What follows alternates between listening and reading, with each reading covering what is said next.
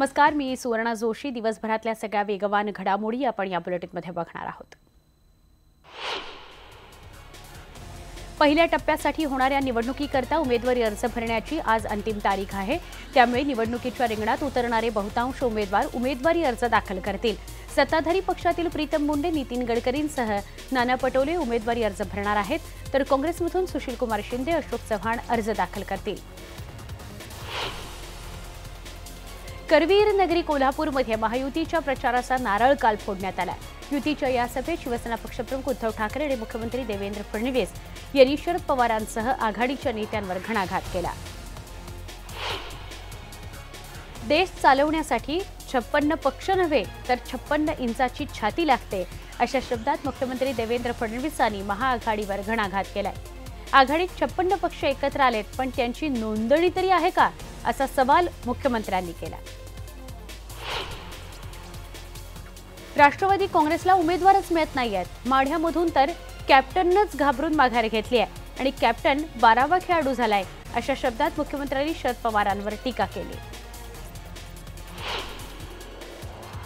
काँग्रेस आणि राष्ट्रवादी काँग्रेस म्हणजे भ्रष्टाचाराची कंपनी असल्याची टीका मुख्यमंत्री देवेंद्र फडणवीस यांनी केली।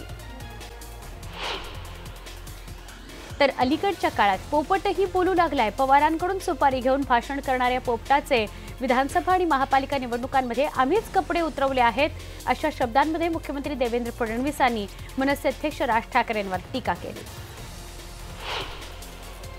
कोल्हापुरातील महासभेमध्ये शिवसेना पक्षप्रमुख उद्धव ठाकरेंनी शरद पवारांवर शरसंधान साधलंय।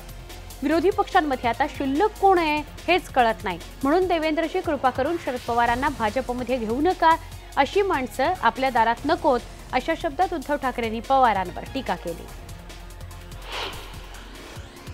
कोल्हापुरातील सभेआधी मुख्यमंत्री देवेंद्र फडणवीस, शिवसेना पक्षप्रमुख उद्धव ठाकरेंनी करवीर नगरीमध्ये अंबाबाईचं दर्शन घेतलं। त्यांच्यासोबत चंद्रकांत पाटील, सुधीर मुनगंटीवार आणि आदित्य ठाकरेही उपस्थित होते।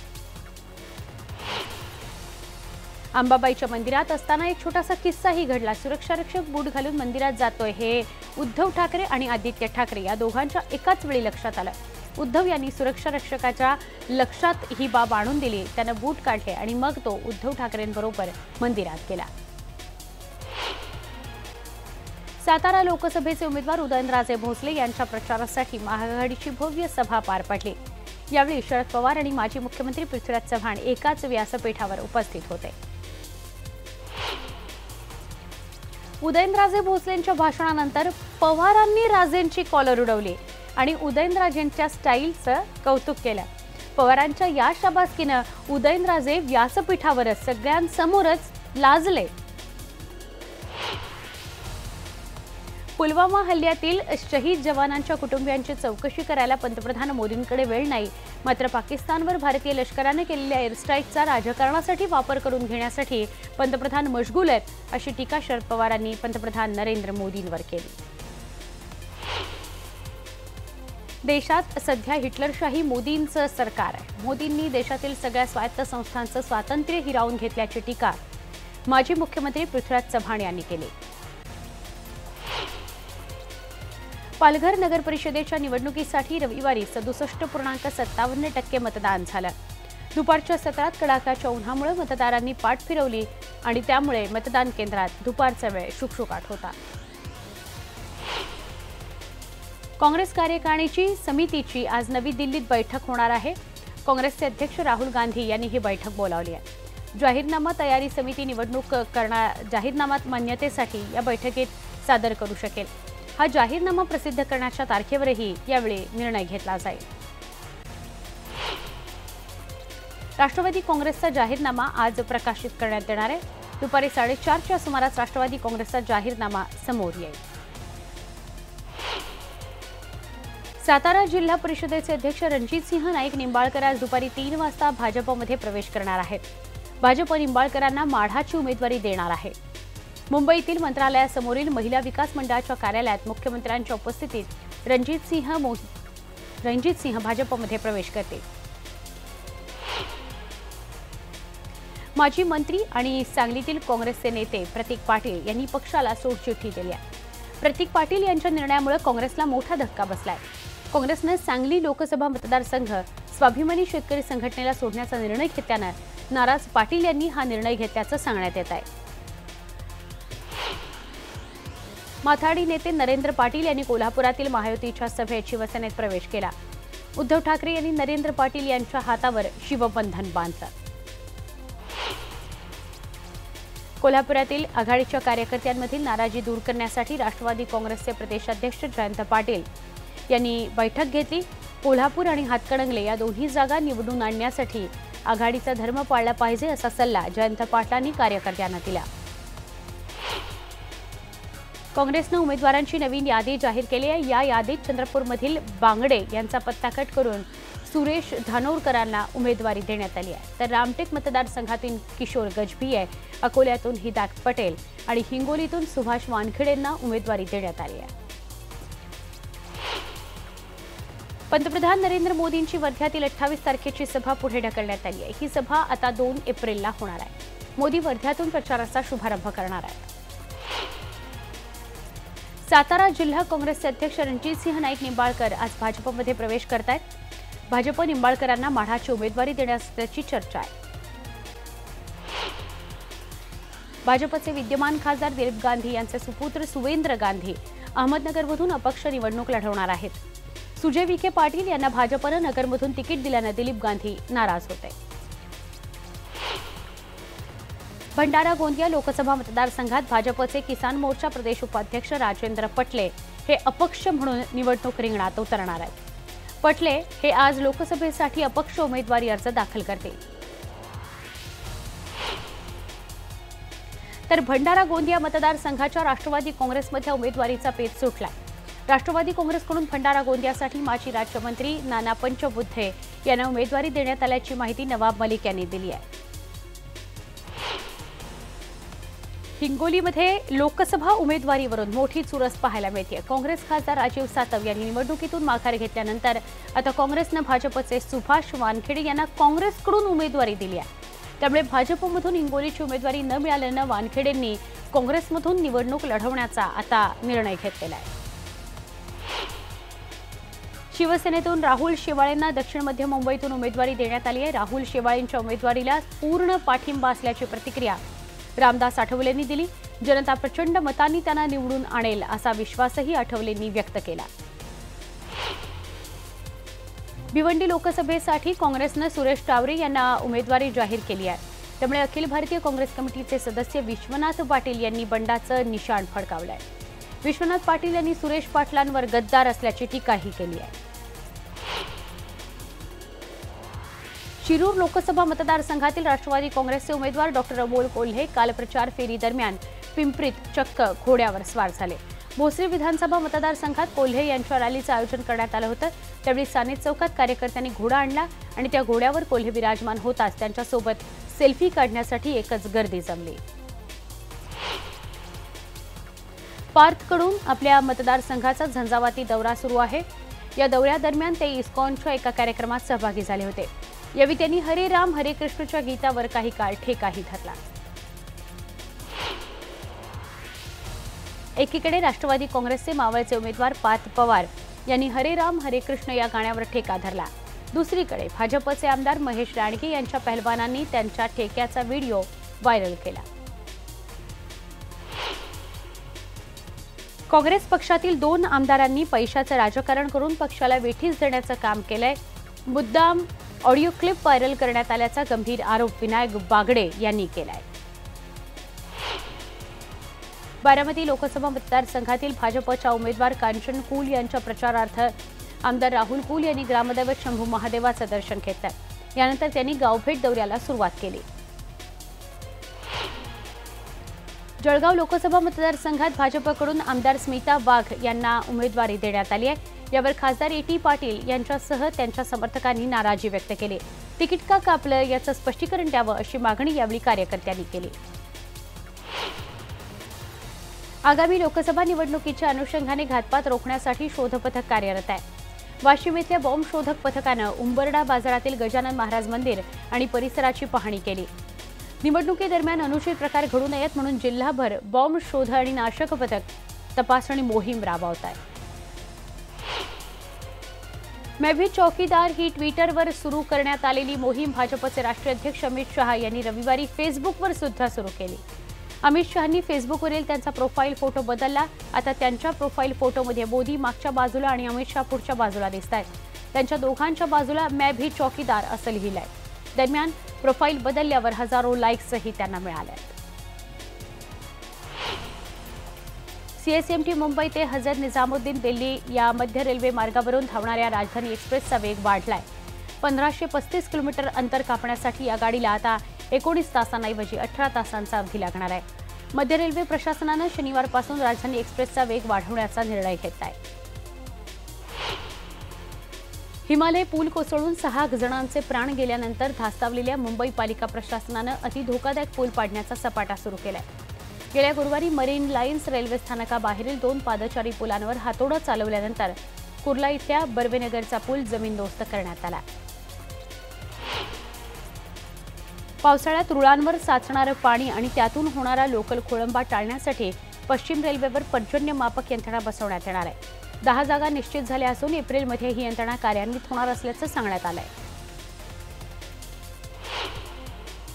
मुंबईतील तिन्ही लोकल मार्गांवर नोव्हेंबर ते जानेवारी या 3 महिन्यातील वायफाय वापराचा आढावा घेण्यात आला। या 3 महिन्यात वायफाय वापरणाऱ्यांच्या संख्येत दिवसेंदिवस वाढ होत चालल्याचं समोर आलंय। गेल्या 3 वर्षात वसईमध्ये कांदळवनाची कत्तल झाल्याच्या अनेक घटना घडल्या आहेत। त्या विरोधात विविध पोलीस ठाण्यांमध्ये एकूण 9 गुन्हे दाखल झाले आहेत। वसईत कांदळवने नष्ट करून त्यावर अनधिकृत वाहनतळ, बहुमजली इमारती ही सगळी अतिक्रमणं वाढली आहेत। मेट्रोसाठी पुणे शहर आणि पिंपरी चिंचवडमध्ये घर खरेदी करणाऱ्या ग्राहकांवर 1% अधिभार लावण्यात येणार आहे। त्यामुळे पुढील आर्थिक वर्षात किमान 300 कोटी रुपयांचं उत्पन्न मिळण्याची अपेक्षा केली जाते।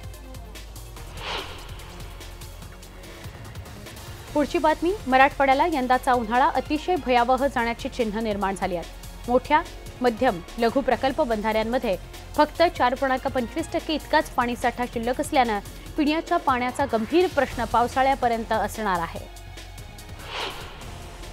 भायखळा इथल्या भाजी मार्केटमध्ये भीषण आग लागली। या आगीत 2 गाळे भस्मसात झाले। आगीचं कारण मात्र अद्याप अस्पष्ट आहे। तर जव्हार त्र्यंबकेश्वर या मार्गावर खासगी बस काल दरीत कोसळली। या अपघातात 4 जणांचा मृत्यू झाला, 45 जण जखमी झाले। पालघर जिल्ह्यातील मोरचुंडी गावाजवळची ही घटना आहे। पालघर इथल्या सत्यम बुक कंपनीला भीषण आग लागली। या आगीत सत्यम बुक कंपनी जळून खाक झाली। आगीचं कारण मात्र कळू शकलेलं नाही। तर पालघरमधील डहाणू नाशिक रस्त्यावर संतोषी गावाजवळ गवतानं भरलेल्या ट्रकला भीषण आग लागल्याची घटना घडली आहे। मात्र चालकानं प्रसंगावधान दाखवून पेटता ट्रक शेजारच्या खुल्या शेतात नेला, त्यामुळे मोठी दुर्घटना टळली। लोकसभा निवडणूक आचारसंहिता भंगाचा पहिला गुन्हा नाशिकमध्ये दाखल करण्यात आलाय। नाशिक महानगरपालिकेच्या शाळेतील मुख्याध्यापिकेविरोधात हा गुन्हा दाखल करण्यात आलाय। मुंबईमधून पिंपरी चिंचवड शहरात ब्राऊन शुगर विकण्यासाठी आलेल्या महिलेला अंमली पदार्थ आणि खंडणी विरोधी पथकानं जेरबंद केलं। संबंधित महिलेकडून तब्बल 36 लाख रुपयांचं 300 ग्रॅम ब्राऊन शुगर जप्त करण्यात आलं। कलाराणी पेरिसामी असं अटक करण्यात आलेल्या महिलेचं नाव आहे। दादरमध्ये विलास चौधरी यांच्या बांधकामाच्या साईटवरून बाजूच्या कंपाऊंडमध्ये उभ्या असणाऱ्या गाडीवर लोखंडी रोड पडून गाडीचं मोठं नुकसान झालंय। सुदैवानं या ठिकाणी कुणीही नसल्यानं मोठी दुर्घटना टळली। उल्हासनगरमध्ये रस्त्याच्या काँक्रिटीकरणाचं काम सुरू असताना मुख्य जलवाहिनीचं फुटली आणि त्यामुळे पाणी झालं। दरम्यान भर रस्त्यात पाण्याची कारंजी उडत असल्याचं बघायला मिळालं। उल्हासनगरच्या सुभाष टेकडी परिसरामध्ये भारतनगर परिसरात ही घटना घडली आहे। भिवंडीमध्ये उंदरानं पोखरलेलं एक गुलमोहराचं झाड कोसळलं आणि 4 जण जखमी झाल्याची घटना घडली आहे। फिरदौस मशिदीच्या गेटजवळ असणारं हे गुलमोहराचं झाड कोसळलं। यावेळी तिथे काही दुचाकीही पार्क केलेल्या होत्या। त्या दुचाकींचंही मोठ्या प्रमाणात नुकसान झालंय। दरम्यान अग्निशमन दलाच्या वतीने हे झाड बाजूला करण्यात आलं आणि वाहतूक कोंडीमधून भिवंडीकरांची सुटका करण्यात आली। भिवंडीमध्ये ITIच्या एका विद्यार्थ्यानं मोबाईलमधील ब्लू वेल गेमच्या नादात विष पिऊन आत्महत्या केली आहे। आकाश काटेकर असं या तरुणाचं नाव आहे। या मुलाला ब्लू वेल गेम खेळण्याचा छंद होता। याच प्रकारातून त्यानं आत्महत्या केल्याचं पोलिसांनी सांगितलंय। मालमत्ता, पाणीकर आणि इतर देखभालीपोटी प्रत्येक रहिवाशांकडून स्वीकारले जाणारे वार्षिक मूल्य म्हाडानं पालिकेकडे भरणं अत्यावश्यक आहे। परंतु हे शुल्क म्हाडानं विलंबानं भरल्यामुळे आता पालिकेनं सहकारी गृहनिर्माण संस्थांवरही दंडात्मक कारवाई सुरू केली आहे. काहींना लाखांपर्यंत दंड भरावा लागत असल्यामुळे किंवा तसा भरायला सांगितलं गेलं असल्याकारणानं गृहनिर्माण संस्थांचे पदाधिकारी आता अस्वस्थ झाले. होळीबरोबरच पुण्यातील थंडी पळाल्यानं शहरातील वातावरण तापलंय. गेल्या 2 दिवसांमध्ये कमाल आणि किमान तापमानात वाढ झाल्यानं पुणेकर उन्हाचे चटके आणि उकाड्यानं हैराण झालेत. दक्षिण नगरमधून डॉक्टर सुजय विखे यांच्या उमेदवारीनंतर काँग्रेसमधील थोरात गट सक्रिय झालाय. यावेळी बाळासाहेब थोरात यांनी आघाडीचे संग्राम जगताप यांना निवडून आणण्यासाठी मोठा प्रयत्न सुरू केला. नगरमध्ये झालेल्या मेळाव्यानंतर थोरातांनी आघाडीचा चांगलाच उत्साह वाढवलाय. त्यामुळे काँग्रेस कार्यकर्ते कामाला लागले असल्याचं थोरात म्हणतायत. राज्यात काँग्रेसमधील विखे पाटील, राष्ट्रवादी काँग्रेसमधील मोहिते पाटील या राजकीय वारसा असलेल्या घराण्यांचे भाजपमध्ये इन्कमिंग सुरू झालंय. इन्कमिंग सुरू झाल्यामुळे वसंतदादा पाटील यांचे नातू माजी मंत्री प्रतीक पाटील यांनी काँग्रेसला सोडचिठ्ठी दिली. या इन्कमिंगमुळे मतदारांना धक्का बसलाय. आम्हालाही याबाबत आश्चर्य वाटतंय. सध्या लोकांचा प्रधानमंत्री नरेंद्र मोदींवरचा विश्वास वाढला असल्याचं एकनाथ खडसे यांनी म्हटलंय. भुसावळमध्ये डॉक्टर बाबासाहेब आंबेडकर मैदानावर असलेल्या पेज प्रमुखांच्या संमेलनात ते बोलत होते. कामगार आणि औद्योगिक न्यायालयामध्ये एसटी कर्मचाऱ्यांची प्रलंबित असलेली प्रकरणे चर्चा करून मागे घेण्याचा निर्णय महामंडळानं घेतलाय. या निर्णयानं महामंडळासह कर्मचाऱ्यांच्या वेळेची आणि पैशांची बचत होणार आहे. कामगारांमधूनही या निर्णयाचं स्वागत होत आहे. लष्कर जवान तसंच परदेशात असलेल्या भारतीय अधिकारी कर्मचाऱ्यांसाठी निवडणूक आयोगानं यंदाच्या निवडणुकीत electronically transmitted postal ballot system उपलब्ध करून दिली आहे. राज्यात आतापर्यंत 1,08,000हून अधिक सर्व्हिस वोटर्सची नोंद झाली आहे. जेटच्या कर्मचाऱ्यांवर आर्थिक संकट ओढावलेलं आहे. कंपनीची आर्थिक स्थिती बिघडलेली असल्याकारणानं कर्मचाऱ्यांचे पगारच होत नाही आहेत. त्यामुळे घर कसं चालवायचं या विवंचनेत जेटचे कर्मचारी पडले. जेटच्या कर्मचाऱ्यांचं वेतन झालेलं नसल्यानं वैमानिक, तंत्रज्ञ आणि केबिन क्रू सहित सगळ्या विभागातील कर्मचाऱ्यांमध्ये संतापाची लाट आहे. एअर इंडियामध्ये मोठी भरती सुरू आहे. त्यानुसार उच्चस्तरावरील अधिकाऱ्यांच्या 43 जागा भरण्यासाठी जाहिरात प्रसिद्ध करण्यात आली. बहुतांश जागा प्रामुख्याने एअर इंडिया एक्सप्रेससाठी आहेत. जेट एअरवेजनं खर्च कमी करण्यासाठी अनेक विमानांचं उड्डाण थांबवलंय. तसंच अनेक मार्गांवरील सेवा बंद केल्या असून यामध्ये 6 परदेशी सेवांचाही समावेश झालाय. एअर स्ट्राईकवर प्रश्न उपस्थित करण्यावरून केंद्रीय संरक्षण मंत्री निर्मला सीतारामन यांनी काँग्रेसवर हल्लाबोल केला. मुंबई हल्ल्यानंतर एअर स्ट्राईकची गरज होती असं त्या म्हणाल्या. त्यावेळी विश्वास ठेवता येतील अशी अनेक कारणं त्यांच्याकडे होती. राहुल गांधी अमेठीसह केरळमधील वायानाड इथून सुद्धा निवडणूक लढण्याची शक्यता आहे. हाच धागा पकडत भाजपच्या स्मृती इराणी यांनी राहुल गांधी यांना लक्ष्य केलं. भाग राहुल भाग, सिंहासन खाली कर अशा शब्दांमध्ये स्मृती इराणींनी टीका केली आहे. काँग्रेस सरचिटणीस प्रियंका गांधी वाड्रा यांनी पंतप्रधान नरेंद्र मोदींच्या मैं भी चौकीदार कॅम्पेनवर जोरदार टीकास्त्र सोडलाय. उत्तर प्रदेशातील ऊस उत्पादक शेतकऱ्यांचे 10,000 कोटी रुपये थकीत असून राज्य सरकार त्याची जबाबदारी टाळत असल्याचा आरोप प्रियंका गांधी वाड्रा यांनी केला. हरियाणाची प्रसिद्ध गायिका सपना चौधरीनं काँग्रेस पक्षातील आपल्या प्रवेशाविषयीच्या वृत्ताचं खंडन केलं. तसंच लोकसभा निवडणुकीत कोणत्याही राजकीय पक्षाचा आपण प्रचार करणार नसल्याचं त्यांनी म्हटलंय. सपना चौधरीनं या चर्चा सगळ्या निराधार असल्याचंही म्हटलंय. देशाचे माजी संरक्षण मंत्री आणि गोव्याचे दिवंगत मुख्यमंत्री मनोहर पर्रीकर यांना भारतरत्न हा देशातील सर्वोच्च नागरी पुरस्कार मिळावा यासाठी प्रयत्न सुरू असल्याची माहिती गोव्याच्या मुख्यमंत्री कार्यालयातील सूत्रांनी दिली आहे. टाइम्स नावनं या प्रकरणी वृत्त दिलं आहे. आफ्रिका खंडातल्या मोझाम्बिक या देशात भीषण चक्रीवादळ आलंय. त्यामुळे 417 जणांचा मृत्यू झालाय. हा देश अतिशय गरीब असल्यामुळे बचाव कार्यामध्ये मोठे अडथळे येत आहेत. अडकलेल्या लोकांना सुरक्षित स्थळी हलवण्यासाठीही पुरेशी साधनं नाही आहेत. इस्रायली सैन्याच्या गोळीबारात पॅलेस्टिनियन नागरिकाचा मृत्यू झाल्यानंतर इथं वातावरण तापलंय. यानंतर पॅलेस्टिनी नागरिकांनी इस्रायलच्या दिशेनं पेट्रोल बॉम्ब आणि दगडफेक सुरू करून आपला रोष नोंदवलाय. मुंबई इंडियन्स विरुद्ध दिल्ली या दुसऱ्या IPL सामन्यामध्ये दिल्लीनं मुंबई इंडियन्सवर विजय मिळवलाय. मुंबई इंडियन्सवर दिल्लीनं 37 धावांनी मात केली आहे. पानिपतची लढाई साऱ्यांच्याच स्मरणात आहे, मात्र या लढाईनंतरची परिस्थिती कशी होती याचा उलगडा लवकरच होणार आहे। प्रकाश पवार दिग्दर्शित बलूच या चित्रपटामध्ये पानिपतच्या लढाईनंतरच्या वास्तवावर भाष्य करण्यात येणार आहे। तर या होत्या सगळ्या वेगवान दिवसभरातल्या महत्त्वाच्या बातम्या। नमस्ते महाराष्ट्र या बुलेटिनमध्ये इथेच थांबणार आहोत। पहा फक्त न्यूज 18 लोकमत।